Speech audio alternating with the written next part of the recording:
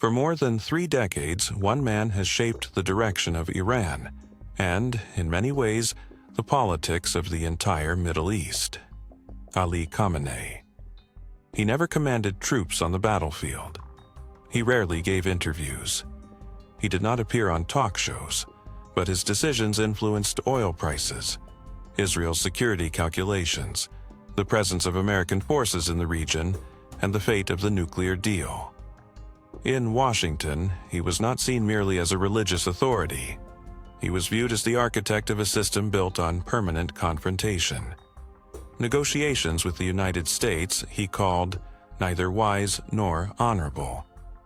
Sanctions, a tool meant to make Iran stronger. Military threats, proof that the revolution was right. But the real question is different. How did one man construct a state capable of surviving for decades under sanctions, protests, and international isolation?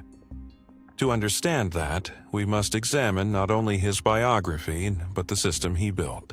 Ali Khamenei was born in 1939 into a religious family in Mashhad. In the 1960s and 70s, he participated in opposition to the Shah. He was arrested, interrogated, tortured.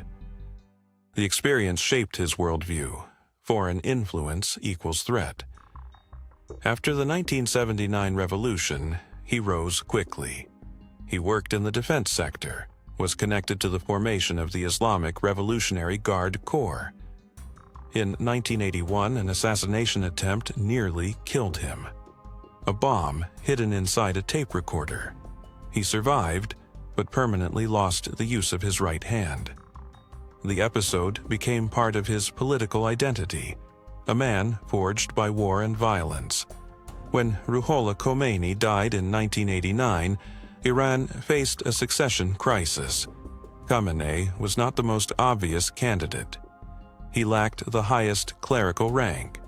But through political compromise and constitutional change, he became supreme leader. A new era began. The supreme leader of Iran is not a symbolic role. He appoints the head of the judiciary, controls state broadcasting, selects the commanders of the armed forces and the Revolutionary Guard. Through the Guardian Council, he influences who can run for office. The president is elected, parliament is elected, but candidates pass through filters. The system preserves the appearance of elections while maintaining control over outcomes. When reformist figures became too independent, they were simply disqualified. The objective was not charisma, it was predictability. Khamenei did not build a personalist dictatorship. He built an institutional monolith. His philosophy rests on 3 pillars. First, independence from the West. Concessions are seen as invitations for pressure. Second, a resistance economy.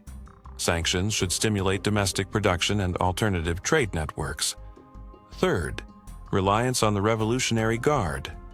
Under him, the IRGC evolved into not just a military force but an economic and political power center. This 3-layer structure allowed Iran to survive isolation. But survival is not the same as prosperity. And that is where the next chapter begins. Iran could not compete directly with the United States. So its strategy shifted toward indirect influence. Support for allies in Lebanon. Military backing for Syria. Influence over Shiite militias in Iraq. Support for the Houthis in Yemen. This network expanded strategic depth. For Tehran, it was deterrence. For Washington, it was instability. For Khamenei, it was insurance. If pressure was applied to Iran, pressure could be redistributed across the region. The nuclear program became central. On one side, a religious decree against nuclear weapons. On the other, infrastructure capable of bringing the country close to the threshold. During negotiations over the nuclear agreement, Khamenei drew firm red lines. No humiliating inspections. No abandonment of scientific development. After the U.S. withdrawal from the deal, tensions intensified again. For him, nuclear capability was not merely technology. It was a guarantee that the regime could not be easily dismantled. Years of sanctions and confrontation brought serious economic strain. Inflation rose, the currency weakened. Protests became recurring. The system responded firmly. Internet restrictions, arrests of activists, forceful suppression of demonstrations. From the regime's perspective, order preserved. From parts of society, a heavy price for stability. Khamenei built a system designed to function in crisis mode, but any structure centered on one figure faces a test when that figure is gone. Formally, the assembly of experts selects a successor. In reality, much depends on elite balance and the role of the Revolutionary Guard. Iran's future is not only about personality, it is about whether the fortress under siege model will endure, or whether a more pragmatic path will emerge.